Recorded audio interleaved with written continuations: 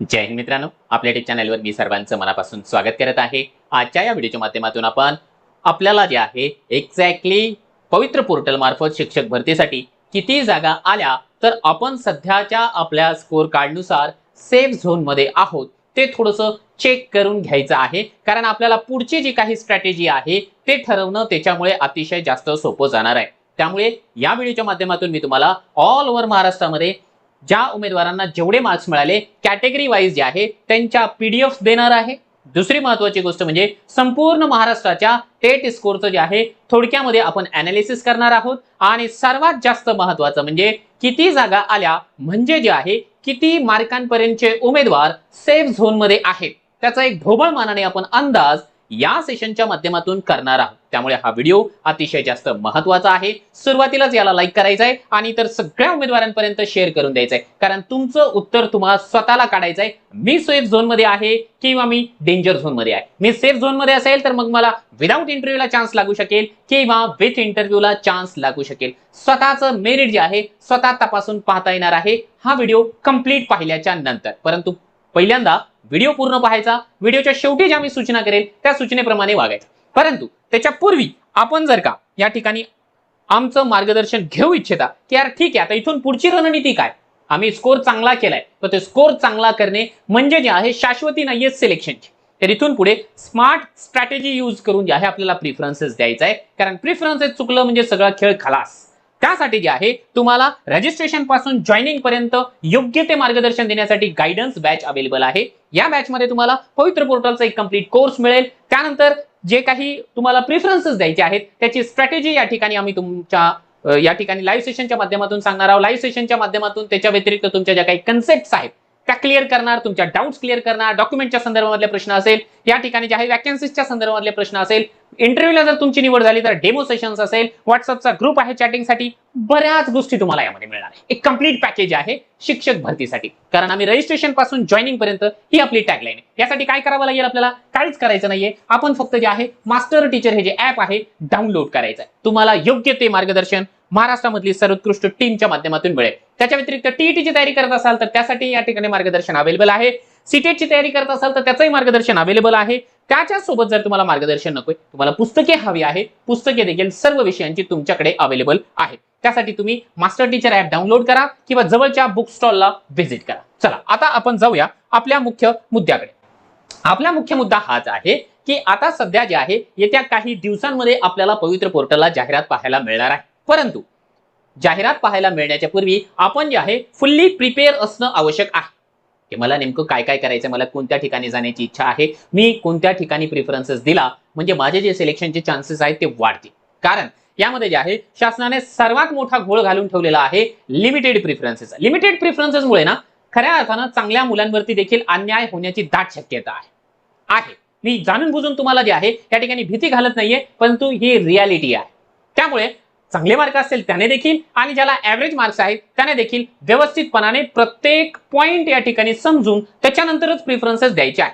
आता चला, बऱ्याच गोष्टी झाल्या, आपण या व्हिडिओच्या माध्यमातून ना पहिल्यांदा तुम्हाला सांगतोय की डिस्क्लेमर की सर अजून जागाच नाहीये, मग तुम्ही कसं बरं सेफ झोन किंवा डेंजर झोन सांगताय, यासारख्या कमेंट्स करायच्या नाही, कारण अजून व्हिडिओ आपला सुरूच झालेला नाहीये। ठीक आहे, पहिल्यांदा सगळा व्हिडिओ बघायचा आहे। जागा आपण अंदाजेच सांगतोय, माझा 2017 पासून ते आजपर्यंत जो काही शिक्षक भरतीचा अभ्यास आहे, जो काही अनुभव आहे, त्या अनुभवाच्या बेसिसवर या सगळ्या गोष्टी सांगतोय। एक गोष्ट लक्षात घ्या, आणि गेस आहे, गेस 100% जरी नाही ॲक्युरेट उतरला तरी देखील 90%च्या आसपास तो ॲक्युरेट उतरतो, आणि तेवढे आपल्यासाठी पुरेसा आहे सिलेक्शन। ठीक आहे, इथे मी तुम्हाला जो काही डेटा दाखवणार आहे तो टेट परीक्षा झाल्याच्या नंतर जो काही ऑफिशियल डेटा आहे त्याच्या माध्यमातून मिळालेला डेटा आहे। मग त्या कॅटेगरी वाईज याद्या असेल किंवा आपण त्या याद्यांचं केलेलं ॲनालिसिस असेल, या सगळ्या बाबी ज्या आहेत त्या ऑफिशियल डेटावरून आपण घेतलेल्या आहेत। ही एक गोष्ट आपल्याला या ठिकाणी लक्षात घ्यायची आहे, म्हणजे परत तुमच्या ज्या काही कमेंट्स आहेत त्या कमेंट्स आपल्याला पाहायला मिळतात। बघा, पहिल्यांदा ना तुम्हाला एक यादी दाखवतो, त्या याद्या तुम्हाला मी या ठिकाणी ऍपमध्ये देतोच आहे। आपल्या गायडन्स बॅच मध्ये या सगळ्या याद्या तुम्हाला मिळतील। ठीक आहे, हे बघा, ही ऑल ओव्हर महाराष्ट्रामध्ये जेवढ्या उमेदवारांनी टेटची परीक्षा दिली आणि ज्यांचा रिझल्ट पब्लिश झालाय त्यांची उतरत्या क्रमाने, मार्कांच्या उतरत्या क्रमाने यादी आहे। यामध्ये जे आहे तुम्हाला अगदी महाराष्ट्रामधल्या टॉपर पासून ते ज्यांना 0 मार्क आहेत त्या उमेदवारापर्यंत सर्वांची यादी दिसणार आहे। ठीक आहे, ही एक यादी। आता यामध्ये स्वतःची रँक आपण शोधून घ्यायची की यार ठीक आहे, मी ऑल ओव्हर महाराष्ट्रामध्ये माझा कितवा नंबर आहे हे स्वतः चेक करायचं. दुसरी महत्वाची गोष्ट, आपल्याला वाटलं की नाही यार हे तर फारच मोठं झालंय, आता मला काय पाहिजे, माझ्या कॅटेगरी मधली माझी रँक हवी आहे. तर त्या पद्धतीची देखील आपण या ठिकाणी सुविधा उपलब्ध करून दिलेली आहे. ही आहे समजा ईडब्ल्यूएस ची यादी. आता ईडब्ल्यूएस चे एकूण उमेदवार जे आहे 9822 असे आहेत ज्यांनी टीटची परीक्षा दिली, ती त्यांचा रिझल्ट लागला होता. आता एक गोष्ट आणखी तुम्हाला ना या ठिकाणी डिस्क्लेमर देऊ इच्छितो. 2,10,000च्या आसपास उमेदवार होते, परंतु सध्या जे आहे पवित्र पोर्टलला रजिस्ट्रेशन केलेली जी यादी आहे 1,70,000ची, म्हणजे जवळपास जे आहे 40,000च्या आसपास उमेदवार या ठिकाणी भरतीच्या बाहेर ऑलरेडी पडलेले आहेत, ते देखील याच्यामध्ये आहेत. परंतु आपल्याला समजण्यासारखी एक बाब आहे की ज्यांनी रजिस्ट्रेशन केलं नाहीये ते कोण आहेत. तर त्यापैकी मोस्ट ऑफ द कॅन्डिडेट्स ते आहे ज्यांचा स्कोर फारच कमी आहे, 10, 20, 30, 40. त्यांना माहिती आपण कोणती या जन्मात तरी लागणार नाही या स्कोरवर, त्यांनी रजिस्ट्रेशन केलेलं नाही. काही उमेदवार ते आहेत की ज्यांनी जे आहे विदाऊट क्वालिफिकेशन भरलं होतं, इंजिनिअरिंग झालेली, बी फार्मसी झालेली, कुठे काही दुसरंच एज्युकेशन झालेलं आहे, त्यांनी जस्ट प्रॅक्टिस म्हणून एक्झाम दिली होती, ते उमेदवार आहेत. फक्त काही मोजकेच असे उमेदवार असेल की जे शिक्षक भरतीसाठी पात्र आहे, ज्यांचा स्कोरही चांगला आहे आणि ज्यांनी रजिस्ट्रेशन केलेलं नाहीये. त्याच्यामुळे जिथून आपण आपला कट ऑफ जाणार आहे ते सगळेचे सगळे उमेदवार जे आहे रेसमध्ये आहेच आहे, म्हणजे त्याच्यामध्ये असणार आहे. हा एक आकडा आपण लक्षात घेऊन चालायचा आहे. तरी देखील काही 2% नावं ह्याच्यातून कमी समजायची. लक्षात आलं माझं डिस्क्लेमर. चला पुढे. हा ईडब्ल्यूएसचा डेटा आहे. आता ईडब्ल्यूएस मध्ये मग तुम्ही जर ईडब्ल्यूएस मध्ये मोडत असाल तर मग तुम्ही या पद्धतीने जे आहे तुमचं नाव या ठिकाणी चेक करायचं. आणखी एक गोष्ट तुम्हाला सांगतो, हा ईडब्ल्यूएसचा डेटा आहे, परंतु हा डेटा परीक्षा परिषदेने ऑफिशियल वेबसाईटला ज्यावेळेस पब्लिश केला होता तो आहे, म्हणजे फॉर्म मध्ये ज्यांनी ईडब्ल्यूएस भरलाय ते उमेदवार आहेत. आता पवित्र पोर्टलला रजिस्ट्रेशन करत असताना तुम्हाला कॅटेगरी बदलता येत होती, म्हणजे बरेच जनरलचे उमेदवार ईडब्ल्यूएस मध्ये आले, म्हणून या ईडब्ल्यूएसच्या यादीमध्ये ते उमेदवार नाहीयेत. पण त्यांनी घाबरायचं नाही. पवित्र पोर्टलला रजिस्ट्रेशन मध्ये जर ईडब्ल्यूएसचं तुमचं नाव असेल तर तुम्ही ईडब्ल्यूएस मध्येच याल, फक्त ही रिझल्टची कॉपी आहे, ठीक आहे. त्याच्यामुळे तुम्ही जास्त कन्फ्यूज नका हो. ही आहे ईडब्ल्यूएसची. तुम्ही म्हणला सर आम्ही एससीबीसीची उमेदवार आहोत, मग एससीबीसीची यादी ही 15,000 उमेदवारांची. त्याच्यानंतर तुम्ही म्हणाल नाही सर आम्ही ओबीसी मध्ये आहोत, ओबीसी मध्ये जे आहे 66,000 उमेदवार आहेत, ही त्यांची यादी आहे. त्याच्यानंतर जर आपण बघितलं एससी कॅटेगरीचे, ही एससी कॅटेगरीची यादी आहे. एससी कॅटेगरीमध्ये 31,000 उमेदवार आपल्याला पाहायला मिळतात. त्यानंतर तुम्ही म्हटलं नाही आम्ही आदिवासी समाजाशी बिलॉंग करतो, तर त्यांची जी यादी आहे 19,000ची. म्हणजे आणखी बऱ्याचशा कॅटेगरीज आहेत. एनटी प्रवर्ग सगळा राहिलाय इथे. मी फक्त लिमिटेड काही गोष्टी सांगतोय, व्हिडिओ फार जास्त मोठा होऊ नये म्हणून. आता यामध्ये जे आहे आपल्या आपल्या कॅटेगरीची रँक मी तुम्हाला हे सगळ्या ज्या पीडीएफ आहेत ना त्या सिस्टमॅटिकली अरेंज करून गायडन्स बॅच मध्ये दिलेला आहे. त्याच्यामुळे तुम्ही गायडन्स बॅच घ्या. त्याच्यामध्ये जे आहे तुमची एकही शंका शिल्लक राहणार नाही आणि 1 to 1 तुमच्यासाठी जे आहे आपण मार्गदर्शन अवेलेबल करून दिलेलं आहे. फार जास्त महत्वाचं आहे इथून पुढची प्रोसेस. मार्क घेतलं म्हणजे सिलेक्शन होत नाही हे लक्षात घ्या, नंतर भविष्यामध्ये आपल्याला लक्षात येणारच आहे. आता यावरून जे आहे आपण काय करणार आहोत, अनालिसिस करणार आहोत. ऑल ओव्हर महाराष्ट्रामधल्या सर्व कॅटेगरीच्या उमेदवारांचं अनालिसिस करणार. आता आपण ना एक ढोबळ मनाने जागांचा आकडा घेऊन चालूया. समजा महाराष्ट्रभरामध्ये बघा 2 प्रकारच्या जागा येतात ना, एक आहे विदाऊट इंटरव्ह्यू, एक with interview. Without interview most of the vacancies अशा असतात की ज्या की स्थानिक स्वराज्य संस्थेच्या आहेत, जिल्हा परिषद, नगरपालिका, महानगरपालिका, कटक मंडळाच्या. तर आपण समजा उदाहरण म्हणून असं गृहीत धरलं की यार ठीक आहे, ज्या विदाऊट इंटरव्ह्यूच्या वॅकन्सीज आहेत तर त्या वॅकन्सीज या ठिकाणी 10,000 आलेल्या आहेत.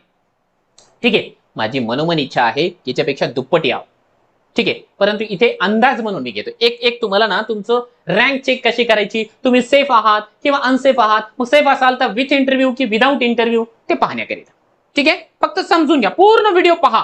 त्याच्यानंतर मग काय तुम्हाला कमेंट करायची, काय शेअर करायचं का लाईक करायचं का डिसलाईक करायचं ते नंतर ठरवा, ठीक आहे. हा चला आता बघा 10,000 जर जागा आल्या तर आपल्याला माहिती आहे 10,000च्या 10,000 जागासाठी मी पात्र असेल का? नाही, शक्यच नाही ना. कारण मी माझ्या कॅटेगरीनुसार माझ्या वाट्याला जेवढ्या जागा आल्या तेवढ्या जागेसाठी मी पात्र असणार आहे. आणि म्हणून आता लक्षात घ्या, जनरलचं तर मी नाही सांगत आहे, एससी वरून आपण घेऊया, ठीक आहे. एससी कॅटेगरीवरून सुरू करूया. समजा आपण या ठिकाणी घेतलं की एससी कॅटेगरी आहे. आता हे जे अनालिसिस आहे हे देखील मी गायडन्स बॅच मध्ये दिलंय. आता यामध्ये काय केलंय हे बघा, हे उभं रिझर्वेशन आहे, ठीक आहे. General, SC, ST, VJ. आणि यामध्ये आपण ना थोडंसं अनालिसिस केलंय की समजा जनरल कॅटेगरी आहे तर जनरल कॅटेगरीमध्ये 0 मार्क घेणारे 37 उमेदवार आहेत. 1 मार्क ते 20 मार्कांपर्यंत 46 उमेदवार आहेत. 21 ते 40 मार्क घेणारे उमेदवार 510 आहेत. 41 ते 60 मार्क घेणारे उमेदवार 3100 आहेत. 61 ते 80च्या दरम्यान 8788 उमेदवार आहेत. 81 ते 100 उमेदवार आहेत 11,000. 101 ते 120च्या दरम्यान उमेदवार आहेत 8455. म्हणजे हा आकडा आपल्याला या पद्धतीने दिसतोय. प्रत्येक कॅटेगरीमध्ये आपण तसंच केलेलं आहे. मग आता याच्यापैकी किती किती जागा येऊ शकेल आणि तेवढ्या जागा जर आल्या तर मग कोणता उमेदवार या ठिकाणी रेंजमध्ये आहे ते आपल्याला लक्षात येणार आहे. उदाहरण म्हणून आपण सांगूया. उदाहरण म्हणून आपण समजा या ठिकाणी गृहीत धरलं की एससी कॅटेगरी आहे. आता एससी कॅटेगरीचे एकूण उमेदवार या ठिकाणी 31,000 आहेत. सगळे लागतील का? नाही. आपण जागा किती गृहीत धरल्या म्हटलं का ते? 10,000. 10,000 उदाहरण म्हणून सांगितले. उदाहरण म्हणून सांगितले. 10,000 जागा आल्या. 31,000 एससी कॅटेगरीचे उमेदवार आहे. मग 10,000 जागांपैकी एससी कॅटेगरीचा वाटा किती टक्के आहे? तर यांचा वाटा आपल्याला या ठिकाणी 13% आहे. एससी कॅटेगरीला 13% रिझर्वेशन आहे. मग 10,000पैकी फक्त जे आहेत 1300 जागा या ठिकाणी एससी कॅटेगरीला येतील. मग 1300 जागा आपल्याला या ठिकाणी बघायच्या की कोणते उमेदवार आहेत. हे बघा, 181 ते 200 हा एकच उमेदवार आहे म्हणजे हा लागला. 161 ते 80 44 आहे म्हणजे हा पण लागला. 141 ते 160 354 उमेदवार आहे म्हणजे हा पण लागलाय. आता 121 ते 140 याच्या दरम्यान 2200 उमेदवार आहेत परंतु जागा आहे 1300. म्हणजे लक्षात घ्या, आता इथे 121 चं मेरिट लागणार नाही तर इथे हा जो मेरिट आहे जवळपास 1000 जागाने वाढणार. म्हणजे 130च्या आसपास मार्क असलेले सगळे एससी कॅटेगरीचे उमेदवार हे सेफ झोन मध्ये आहे. Safe zone in the sense की विदाउट इंटरव्ह्यू. लक्षात येते मला काय सांगायचंय?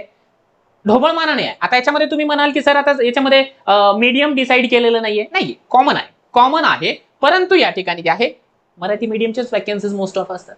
इंग्लिश मीडियमच्या वॅकन्सीज कमी आहे. उर्दू मीडियमच्याही फार कमी आहे. मग मराठी मीडियमच आहे. ठीक आहे. आता याच्यामध्ये तुम्ही म्हणाल की सर क्लास वाईज या ठिकाणी जे आहे डिवायडेशन नाहीये. मान्य आहे. मान्य आहे. फक्त आपण यामध्ये असं सांगणार नाही की हा माणूस 130 मार्कवाला 1 ते 5 लाच लागलाय. नाही, तो कुठेतरी लागेल. लागेल, निश्चितपणाने लागेल. ठीक आहे. कारण आपल्या शिक्षक भरतीमध्ये 1ली ते 5वीला प्राथमिक, 6वी ते 8वीला उच्च प्राथमिक, 9वी 10वीला माध्यमिक, 11वी 12वीला उच्च माध्यमिक, त्यानंतर 6वी ते 12वीला जे आहे सब्जेक्ट वाईज असं डिवायडेशन आहे. या सगळ्या बाबी मला मान्य आहेत.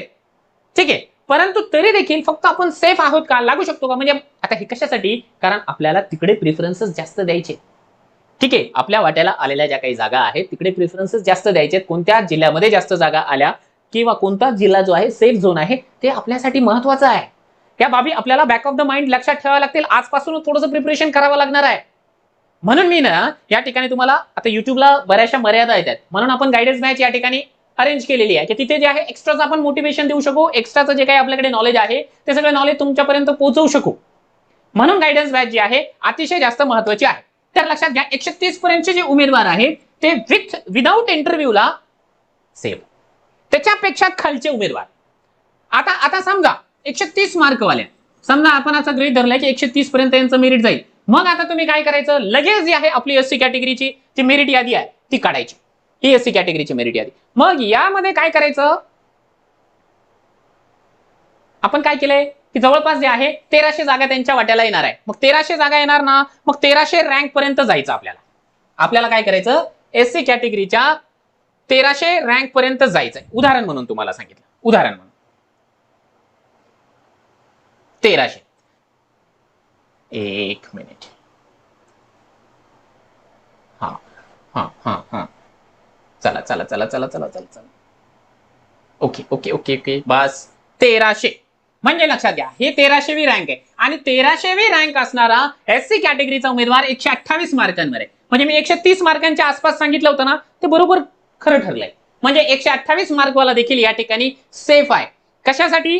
विदाउट इंटरव्ह्यू साठी. आणि याच्यामध्ये ना कहाणी में ट्विस्ट आणखी तुम्हाला सांगतोय की जे आपल्याही कॅटेगरीचे कॅन्डिडेट्स असतात जे की टॉपर आहेत ते सगळे ओपनला जाणार आहेत. त्यापैकी बरेचसे उमेदवार ओपनला जाणार आहे. तसं जर घडलं, समजा आता या 1300 उमेदवारांपैकी 1300 उमेदवार या ठिकाणी लागणार समजा एससी कॅटेगरीचे, त्याच्यापैकी आपण गृहीत धरलं की 300 उमेदवार वरचे जे आहेत ते ओपनला सिलेक्ट झाले ओपनच्या कॅटेगरीमधून, जरी ते एससीचे राहिले. म्हणजे काय होणार? हा जो आकडा आहे 300 न खाली जाणार. म्हणजे इथे 1300 वाला उमेदवार लागणार होता ना, तर मग असं आपण गृहीत धरूया की 1300 प्लस 300 म्हणजे या ठिकाणी जे आहे ज्यांची रँक 1600 आहे, जास्त झाले का? 1600 आहे, तो उमेदवार देखील या ठिकाणी विथ इंटरव्ह्यू साठी पॉझिटिव्ह झोन मध्ये आहे. हे बघा 1600 म्हणजे काय? आणखी 2 मार्काने खाली गेले. आणखी 2 मार्काने या ठिकाणी खाली गेले. लक्षात आलंय? म्हणजे आपल्याला स्वतःला लक्षात येतं की मी सेफ झोन मध्ये आहे किंवा नाहीये. आता हे विदाऊट इंटरव्ह्यूचा आहे. आता इथून खालची जी काही रेंज सुरू होईल ना, पुन्हा समजा आपण विथ इंटरव्ह्यूला आपण गृहीत धरूया की 10,000 जागा आल्या, परत काय होईल इथून पुढे आणखी 1300 जागा खाली जायचं आणि त्या उमेदवाराने असं समजून जायचं यार मी विथ इंटरव्ह्यूसाठी मेंटली जे आहे प्रिपेअर असायला पाहिजे. लक्षात येते मला काय सांगायचं आहे? मी तुम्हाला डिरेक्टली मेरिट नाही सांगत आहे, पण फक्त आपण आहोत रेंजमध्ये. कारण काय होतं की या पद्धतीनेच आपल्याला जे आहे लक्षात घ्यावं लागणार. समजा ज्यांचं स्कोर बाउंड्री लेवलला आहे आणि तो उमेदवार 1ली ते 12वी वर्गासाठी पात्र आहे. बघा तुम्हाला उदाहरण म्हणून सांगतोय, इंटरेस्टिंग उदाहरण आहे, लक्षात आलं तर समजून घ्या. समजा आता हा 126 वाला उमेदवार एससी कॅटेगरीचा उमेदवार आहे, उदाहरण म्हणून समजून घ्या फक्त. एससी कॅटेगरीचा 126 मार्कवाला उमेदवार आहे आणि आपल्या अंदाजानुसार जर 10,000 जागा आल्या तर हा उमेदवार जे आहे अगदी बाउंड्री लेवलला आहे. लागूही शकतो विदाऊटला किंवा विथ इंटरव्ह्यूला पण जाऊ शकतो कारण लेवलला आहे. मग अशा आणि हा उमेदवार जे आहे ना, समजा 1ली ते 12वी या वर्गासाठी पात्र आहे आणि याला प्रेफरन्सेसला मर्यादा दिली आहे 100. ठीक आहे, हे तर माहिती आहे. मग आता समजा यानं चूक केली. यानं काय चूक केली माहितीये का? त्याने ज्यावेळेस त्याला प्रेफरन्सेस आले होते समजा 800, त्या प्रेफरन्सेस तर येणार आहे ना, त्याच्यापैकी त्याला 100 निवडायचे. समजा त्यानं काय केलं, पहिल्यांदा 11वी ते 12वी पहिल्यांदा त्यानं काय केलं, 11वी 12वी याला पसंतीक्रम दिलं. त्यानंतर त्याने 9 ते 10ला पसंतीक्रम दिलं. त्यानंतर या ठिकाणी त्याने 6 ते 8ला प्रिफरन्स दिलं. त्यानंतर त्याने 1 ते 5ला पसंतीक्रम दिलं. ठीक आहे, असंच देतो ना आपण, उतरत्या क्रमाने देतो, योग्य पण आहे ते. परंतु याने एक चूक केली, तो काय सिलेक्ट होणार नाही लक्षात घ्या. कारण काय, समजा 11वी 12वीला त्यानं काय करून टाकले, त्याचे 30 प्रिफरन्सेस वाया घातले. त्याच्यानंतर इकडे त्यानं काय करून टाकलं, जवळपास 9 ते 10ला आणखी 30 प्रिफरन्सेस देऊन टाकले. ठीक आहे, त्याच्यानंतर त्यानं काय केलं, 6 ते 8ला समजा त्याच्याकडे जे आहे आणखी 30 प्रिफरन्सेस शिल्लक राहिले होते, ते देऊन टाकले. आता त्याच्याकडे 10 प्रिफरन्सेस शिल्लक राहिले म्हणजे त्यानं देऊन टाकले. मग 3 त्रिक 9 आणि हे 10 म्हणजे 100 प्रिफरन्स त्याचे संपले. अशा कंडिशन मध्ये मी तुम्हाला दाव्यानिशी सांगतो, हा उमेदवार सिलेक्ट होणारच नाही. कारण काय, कारण जे आहे याचं मेरिट, याचा जे स्कोर आहे तो आहे ऍव्हरेज. मग ऍव्हरेज उमेदवार जो आहे 11वी 12वी लागेल का? लागणारच नाही तो. कारण 11वी 12वीला जे टॉप स्कोरर आहे ते मुलं ते मेरिट मारून घेणार आहेत. 9वी 10वीला ते मुलं मेरिट मारून घेणार आहेत. कारण मला जर का समजा 160-70 मार्क असेल, मी 1ली ते 5वीला जाईल का? जर माझ्याकडे क्वालिफिकेशन असेल तर नाही जाणार ना, मी वरच्या वर्गाला जाणार आहे. मग जर का या पठ्यानं जर का थोडीशी हुशारी केली असती की यार माझा स्कोर जो आहे ऍव्हरेज आहे आणि मी ना थोडं खालच्या वर्गाला लागण्याची दाट शक्यता आहे, जसं मी गायडन्स बॅच मध्ये सांगतो किंवा तुम्ही नेमकं कोणत्या वर्गापर्यंत जास्त लागण्याची दाट शक्यता आहे तिथे ट्राय करा. त्याने समजा 1 ते 5ला किंवा हार्डली जे आहे 6 ते 8ला इथे 50 पसंतीक्रम आणि इथे किमान 50 दिले असते किंवा इकडे 30 आणि इकडे जे आहे 70 जर का पसंतीक्रम दिली असते तर मी दाव्यानं सांगतो की हा उमेदवार कोणत्याही परिस्थितीमध्ये लागला म्हणजे लागलाच असता. कारण हा उमेदवार 1 ते 5ला लागण्याची शक्यता जास्त आहे. मला ज्या गोष्टी सांगायच्या ना मी ठासून सांगतोय, ते तुमच्या लक्षात आलं का नाही हे एकदा कमेंट करून सांगा की मी ज्या गोष्टी तुमच्यापर्यंत डिलिव्हर करण्याचा प्रयत्न करतोय ते तुम्ही आत्मसात करताय का, तुमच्या लक्षात येते का? कारण हे कुणी तुम्हाला सांगणार नाहीये, लक्षात घ्या. जे लोक सांगतात ना प्रिफरन्सेस साठी का लोकांची मदत घ्यावी लागते का, घ्यावी लागते बाबू, तुला नाही कळत आहे ना. तू लोकांना सल्ले देत बसू नको. ज्याला सल्ला हवा आहे ते घेईल ना. आणि परत जे आपले शिक्षक बांधव आहे, जे आपले अभियोग्यता धारक आहेत, ते काय दूधखोळे नाहीयेत. त्यांना मन माहिती आहे की ऐकावं जनाचं करावं मनाचं. ते ऐकतील ना, ते माझं ऐकेल, ते यांचं ऐकतील, त्यांचं ऐकतील, त्यांच्या बुद्धीला जे पटलं ते करतील ना. पण बाबा तू कशाला बोलतो, त्याला काय गरज लागते का प्रिफरन्सेस साठी कोणाचा सल्ला घेण्याची? बाबू लई गरज लागते. तुला नाही कळायचं, तू लहान आहेस अजून. ठीक आहे, हा मुद्दा लक्षात आलाय? आलाय, ठीक आहे, चला विषयांतर नकोय, परत जातो मी आपल्या मुद्द्याकडे. आता लक्षात आलं ना, जसं मी एससी कॅटेगरीचं सांगितलं ना, असं सगळ्या कॅटेगरीनं करायचं. त्याच्यानंतर बघा उदाहरण, अरे इकडे कुठे गेलंय, चला आता समजा ना, अरे हा समजा आता एसटी कॅटेगरीचं बघूया. आता एसटी कॅटेगरीचे एकूण 19,000 मुलं आहेत. त्याच्यापैकी जर आपण या ठिकाणी गृहीत धरलं की एसटी कॅटेगरीला जे आहे रिझर्वेशन किती आहे 7%, मग त्यांना त्यांच्या वाट्याला इथे 10,000 जागांपैकी जे आहे किती जागा येतील 700. ठीक आहे, 700 जागा येतील. मग 700 जागा जर का आल्या तर मग काय करावं लागेल माहिती का, हे एसटी कॅटेगरीचं ना आपल्याला 700 पर्यंतची यादी पाहावी लागणार आहे. हे सगळे उमेदवार आणि आपल्याला जावं लागणार आहे की ते 700 उमेदवार कोण आहेत बाबा, की जे थोडेसे पॉझिटिव्ह झोन मध्ये आहेत. ठीक आहे, सेफ झोन मध्ये आहे. समजा हे ढोबळ मानानं सांगतोय हा, एसटी पेसाचं वेगळं. हे बघा, एसटीची उमेदवार या ठिकाणी 119 नंबरला आहे. ठीक आहे, आणि यांचं जे पेसाचं जो काही रोस्टर आहे त्याच्यामध्ये 3000 जागा रिक्त आहेत. ठीक आहे, ते वेगळे आहे. म्हणजे यांचा स्कोर जो आहे तो इथे सांगणं जवळजवळ अशक्यच आहे. यांचा जो मेरिट आहे 70 मार्कांपर्यंत जाईल, 70 मार्कांपर्यंत. ठीक आहे, ते काही चुकीचं नाहीये. पेसा क्षेत्रवाले जे मुलं आहेत 60-70 मार्क वाले देखील लागून जाणार आहेत. फक्त एसटीचं इथे ते काही लागू पडत नाही, परंतु जे एसटी जनरल आहे म्हणजे नॉन पेसा क्षेत्रामधलं जे एसटी कॅटेगरी आहे ते तुम्हाला इथे सांगतो. ठीक आहे, त्यानंतर जर का आपण या ठिकाणी बघण्याचा प्रयत्न केला की व्हीजे ला जे आरक्षण आहे 3% आहे आणि उमेदवार आहेत 6,000, म्हणजे यांच्या वाट्याला फक्त 300 जागा येतील. लक्षात घ्या, 300 जागा जर का आल्या तर यांचं जे मेरिट आहे ते कुठपर्यंत जाईल आता लक्षात घ्या. या ठिकाणी ज्यांचा स्कोर जो आहे तो जवळपास 124 आहे, 124 अंदाजे 124च्या आसपास जे आहे ज्यांचा स्कोर आहे आणि जे विजय मध्ये आहे ते थोडेसे सेफ झोन मध्ये आहेत असं आपल्याला या ठिकाणी समजायला हरकत नाही. त्यानंतर एनटीबी आहे. एनटीबी ला या ठिकाणी 5400 उमेदवार असे आहेत की ज्यांनी या ठिकाणी जे आहे एक्झाम दिलेली. एनटीबी ला आरक्षण आहे 2.5%, म्हणजे यांच्या वाट्याला 250 जागा येतील. 250 जागा जर का आल्या तर यांचं जे मेरिट आहे 130च्या आसपास जातं. परत सांगतोय तुम्हाला, हे विदाऊट इंटरव्ह्यूचं आहे. ठीक आहे, विथ इंटरव्ह्यू याच्यापेक्षा खाली जाईल. तो भाग निराळा आहे. फक्त तुम्ही सेफ आहात, तुम्ही विथ इंटरव्ह्यूला सेफ आहात किंवा विदाऊट इंटरव्ह्यूला सेफ आहात ते तुम्हाला स्वतःला चेक करायचं आहे. त्यानंतर एनटीसी, हे बघा, हे जे उमेदवार आहेत ना या प्रवर्गामधले हे थोडेसे ना दुर्भाग्यशाली आहेत असंच म्हणावं लागेल. कारण यांचे प्रवर्ग एकतर फार छोटे छोटे आहेत आणि यांना ना रोस्टरमध्ये पाहिजे त्या प्रमाणावरती जागाही येताना आपल्याला दिसत नव्हत्या 2022. यावेळेस व्यवस्थित जागा याव्यात अशी आपल्याला अपेक्षा आहेत. कारण यांचे जे आहे ना बऱ्याच रोस्टरमध्ये जे आहे जागा अतिरिक्त असल्याचंच आपल्याला पाहायला मिळत होतं. ठीक आहे, एनटीसी, आता एनटीसी ला जो आरक्षण आहे 3.5% आहे, म्हणजे 350 जागा यांच्या वाट्याला आल्या पाहिजे त्या तुलनेमध्ये. मग 350 जागा जर आल्या ना तर यांचा स्कोर जो आहे तो खूप जास्त जाईल, म्हणजे जवळपास जे आहे 134 पर्यंत जाऊ शकेल, 134 पर्यंत अंदाजे. एनटीडी जर का झालं ना तर एनटीडी प्रवर्गाला जे आहे 2% आरक्षण आहे. 2% मध्ये यांच्या वाट्याला जे आहे आपण असं सांगू शकतो की 200 जागा आहेत. 200 जागा जर आल्या तर बघा 141 पेक्षा जास्त तर 134 मुलं आहेत, ते सगळे ते लागतीलच. याच्यानंतर 135-136च्या आसपास जे आहे असं आपण सांगू शकतो की यांचे वरचे जे मुलं आहेत ते सेफ झोन मध्ये आहे. त्यानंतर एसबीसी प्रवर्गाला आपल्याला माहिती असल्याप्रमाणे या ठिकाणी 2% आरक्षण आहे. यांच्याही 200 जागा यायला पाहिजे, कमी येतात. ठीक आहे, रोजच्या मध्ये थोडंसं गडबड आपल्याला पाहायला मिळतेच, पण हे एक ऍव्हरेज स्कोर आपण काढतोय. 200 जागा जर आल्या तर बघा लक्षात घ्या यांचा स्कोर जो आहे ना तो 125 ज्यांचा आहे तो किमान सेफ झोन मध्ये असू शकेल. त्यानंतर ओबीसी, आता ओबीसीचा सगळ्यात मोठा गोंधळ आहे, कारण सगळ्यात जास्त जर का कॅटेगरी नाही जाती कोणत्या कॅटेगरीमध्ये आहे, ओबीसी मध्ये.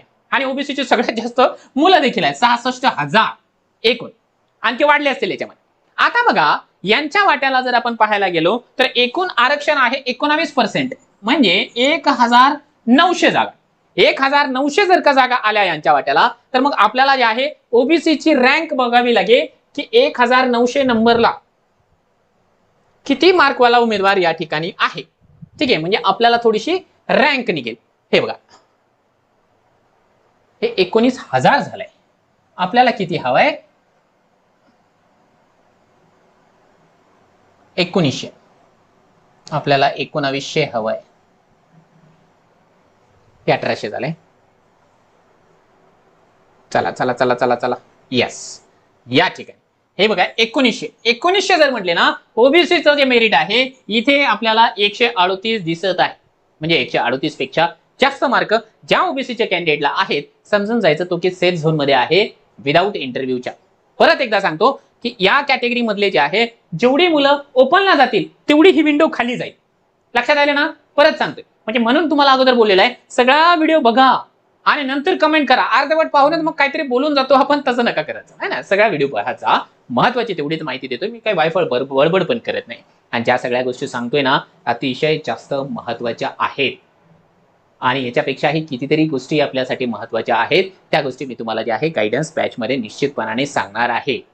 ठीक आहे, त्यासाठी तुम्ही मास्टर टीचर हे जे ऍप आहे डाउनलोड करून घेऊ शकता. असंच आपल्याला या ठिकाणी जे आहे पाहता येऊ शकेल की एकूण महाराष्ट्रामध्ये जर का आपण पाहायला गेलो तर 121 पेक्षा जास्त मार्क घेतलेले 19,000 उमेदवार आहेत.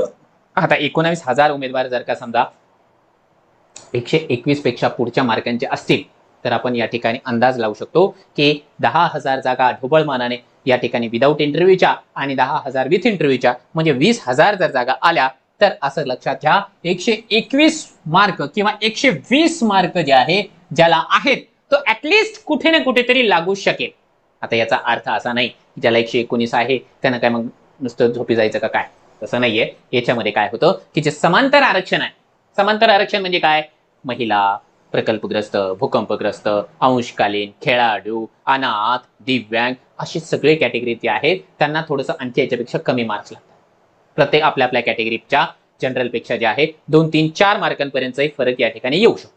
ठीक आहे, म्हणजे हे आता जे आपण बघितलं ओबीसीचं 138 तर असंही असू शकेल की ओबीसी महिला आहे तर तिचं जे मेरिट आहे 134 पर्यंतही आलेलं आहे, कारण त्याच कॅटेगरीमध्ये जे आहे समांतरला आरक्षण वेगळं असतं.